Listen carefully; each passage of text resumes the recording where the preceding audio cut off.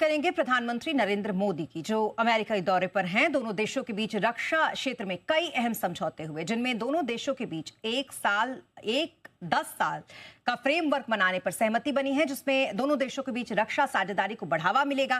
वहीं दोनों देशों के बीच 2030 तक आपसी व्यापार को बढ़ाकर $500 अरब तक पहुंचाने का लक्ष्य भी यहां रखा गया है। पीएम मोदी का अमेरिकी दौरा भारत के लिए कितना अहम रहा, ये बताने के लिए हमारे साथ जुड़ रहे हैं हमारे सहयोगी सिद्धांत सिंबल। सिद्धांत, सबसे पहले तो डिफेंस डील हुई, तवव्वुर राना जो है उसके प्रत्यार्पण को लेकर भारत की एक बड़ी सफलता यहां पर रही, लेकिन टैरिफ का जो मुद्दा रहा उस पर अमेरिका का क्या रियायत देगा भारत को अमेरिका, यह अभी भी एक बड़ा सवाल है।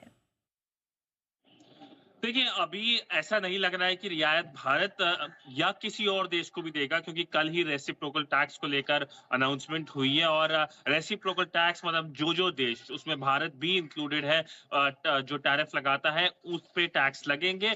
कल हमने बयान भी देखा डोनाल्ड ट्रंप का कि उनने कहा कि भारत दुनिया में ऐसा एक देश है जो सबसे ज्यादा टैरिफ लगाता है। पर अगर टैरिफ के अलावा अगर हम देखें तो काफी महत्वपूर्ण दिन था और कहीं ना कहीं एक ऐतिहासिक दिन भी, क्योंकि जो कल हुआ वॉशिंगटन में वो नींव डालेगा भारत और यूएस के रिश्तों की अगले 5 से 10 सालों के बीच। अगर आपने जैसे मिलिट्री की बात की, उसके अलावा हमने देखा फोकस ट्रेड पे काफी था। ये अब एक तरफ से दोनों साइड्स ने एग्री करा है कि बाय 2030 जो ट्रेड है वो $500 बिलियन का होना चाहिए। इसके अलावा फोकस एक ट्रेड डील पे भी है, उसको लेकर अब बातचीत शुरू होगी और फोकस यही है कि इस कैलेंडर ईयर के अंदर एक ट्रेड डील भारत और यूएस के बीच हो सके।